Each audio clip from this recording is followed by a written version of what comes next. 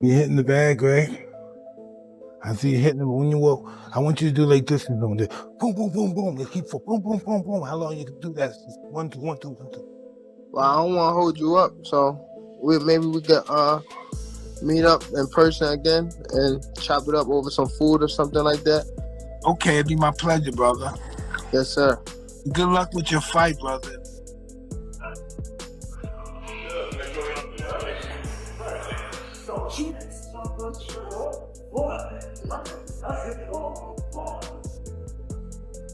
In a moment that shook the boxing world, Mike Tyson made a surprise visit to Gervonta, Tank Davis's camp ahead of his showdown with Jake Paul.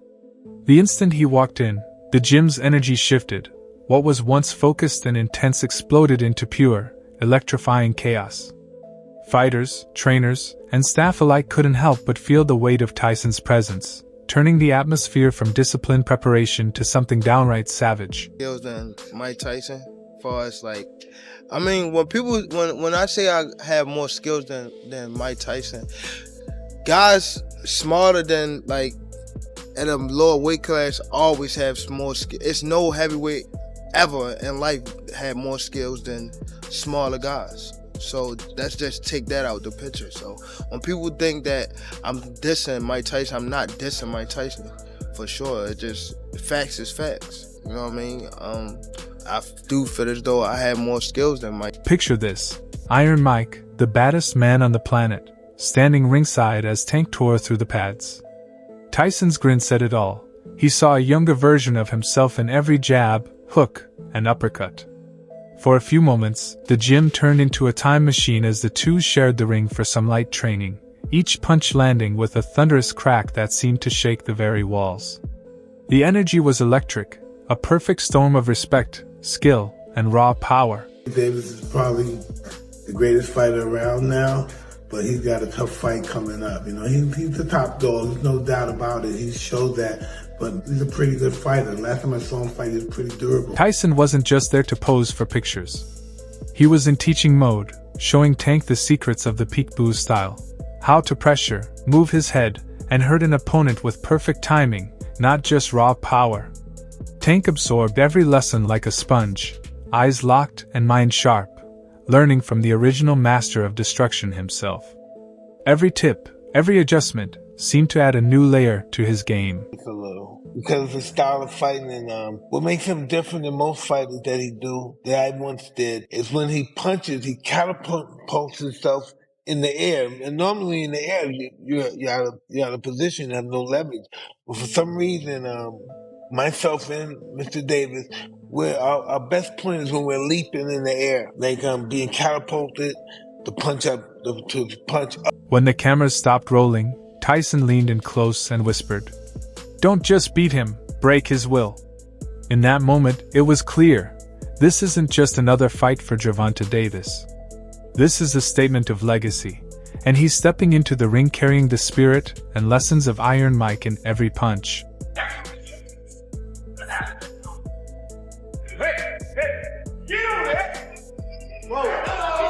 Man, talk about energy shifts. One moment, it's Mike Tyson passing down ancient knockout wisdom, and the next, Tank Davis is in full beast mode, straight at Lamont Roach Jr., showing everyone that he's not dwelling on the past. And honestly, you can't blame him. He's not crying over spilled milk. He's letting everyone know the milk was stolen, relabeled, and sold on Netflix.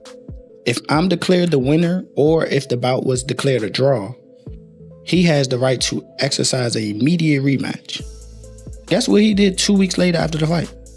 Exercised his right to the rematch. His contract was signed both ends in June. So there's an official rematch. Undercard and everything, like that shit was supposed to happen. Lamont came in hot, like, "Y'all keep saying move on, but there's a signed contract, my brother." At first, he was calm, measured, but by the middle of his rant, that DMV energy was bubbling up, shouting, "No, no, no. We're not letting this slide." Imagine training for a rematch, thinking you're about to collect your bag, and then waking up to see Tank fighting Jake Paul on Netflix. That's not just a plot twist, that's a full-on season finale betrayal. this wasn't supposed to happen or whatever the case may be, and he just went and took the Jake route, we had a signed contract to fight.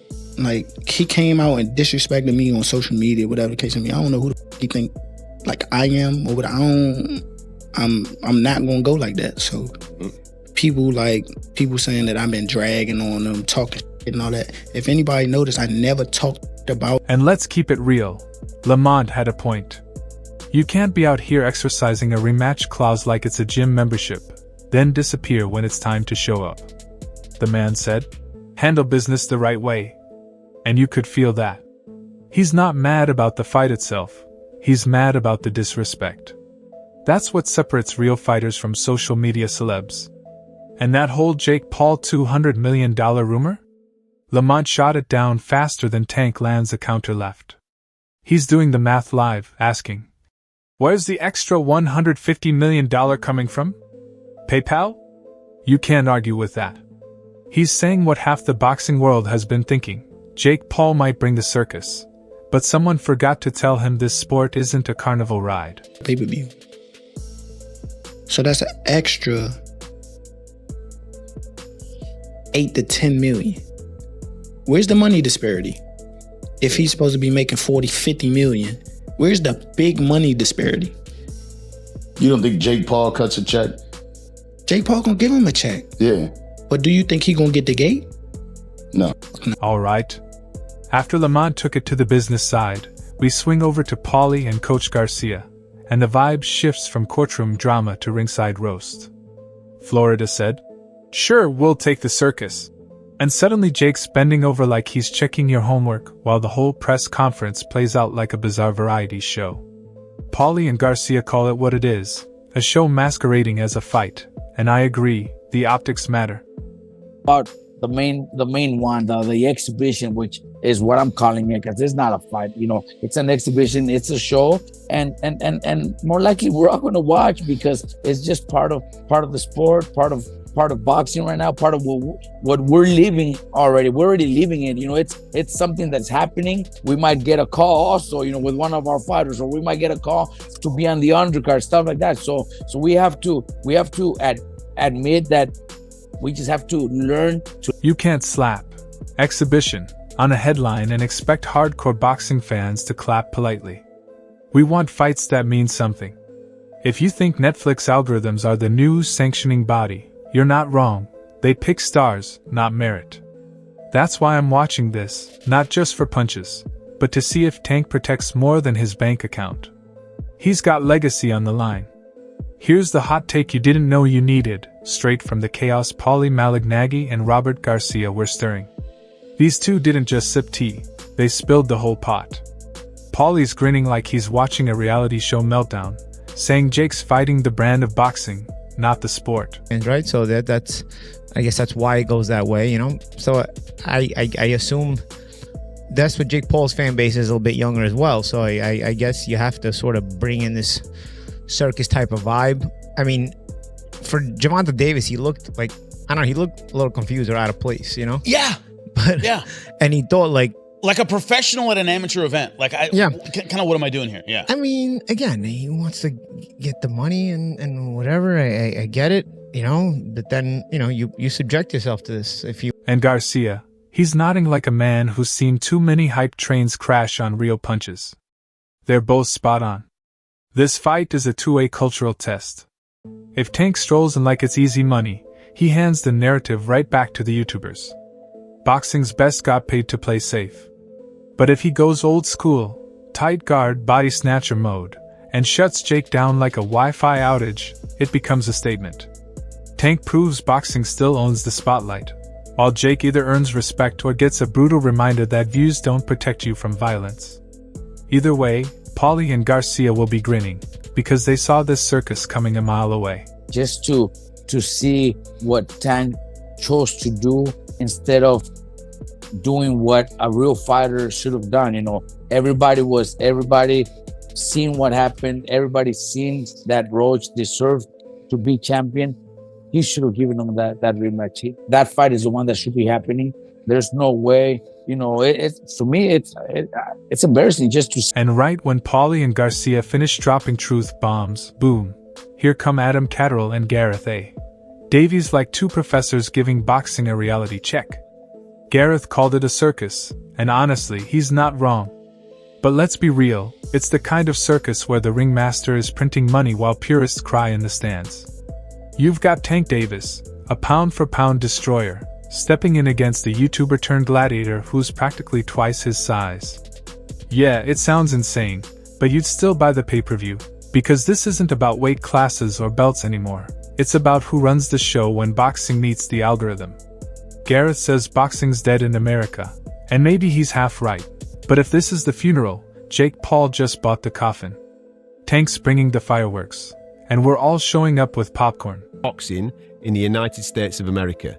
That has left a hole that the broadcasters have looked to fill, and they've done this with influencer boxing, which brings a completely different audience to the game. Every promoter and broadcaster on this planet is to blame for this situation that we are finding ourselves in right now. They've opened the door to clowns, and now we've got ourselves a circus. It is a trap. Adam, you can feel he's torn. One part disgusted, one part entertained. It's like watching your favorite restaurant serve fries with a Michelin star steak. Wrong, but kind of amazing. I get where they're coming from. We all grew up on greatness. Ali, Tyson, Pacquiao. And now we're watching a YouTuber trade punches with a world champion. But here's the twist. That's exactly why people tune in. It's chaos that works. You might call it a circus, but to the new generation, it's the main event. As long as Tank keeps detonating highlights and Jake keeps cashing in, this embarrassment might be the best marketing boxing's had in years. Because like it or not, Jake Paul is making boxing loud again, turning casuals into fans, haters into viewers, and every old-school critic into an unpaid promoter. In this era, controversy sells faster than championship belts, and Jake Paul knows how to cash every ounce of it. Of course. As opposed to athletic and commercial. Right. So why is We've a got lad the best against the best in their prime? So why is That's a lad off the athletic. Disney Channel the best commercial? He's not a lad off the Disney Channel. Come on, he anymore. is. That's a long time ago. Come on, he's a novice long boxer. time ago. He's a novice boxer. Would he win a British title? He didn't beat Tommy Fury for crying out loud. How's he going to beat this guy? He wouldn't win a British title. Right I then. do think he's a novice boxer. He's an area level fighter. That's what I agree with. That's why I thought it was disgusting, a disgrace, and dangerous, and it still is for him to step in against Anthony Joshua. And there you have it. From Iron Mike passing down knockout scriptures to Tank, to Roach calling out the business side, to Paulie, Garcia, and the Talk Sport crew tearing open boxing's soul, this whole thing feels less like a build-up and more like a cinematic showdown. We're talking legacy versus legacy, fame versus fight, the purest puncher of his era against the loudest mouth of this generation. No matter what happens in that ring, one truth remains: Jake Paul might be the chaos, but Tank Davis is the consequence. Now I want to hear from you. Is this fight saving boxing or selling it out? Drop your thoughts below. Let's debate it like the boxing family we are. And don't forget to like, share, and subscribe to Boxing Buzz. The real fight starts in the comments. See you in the next one.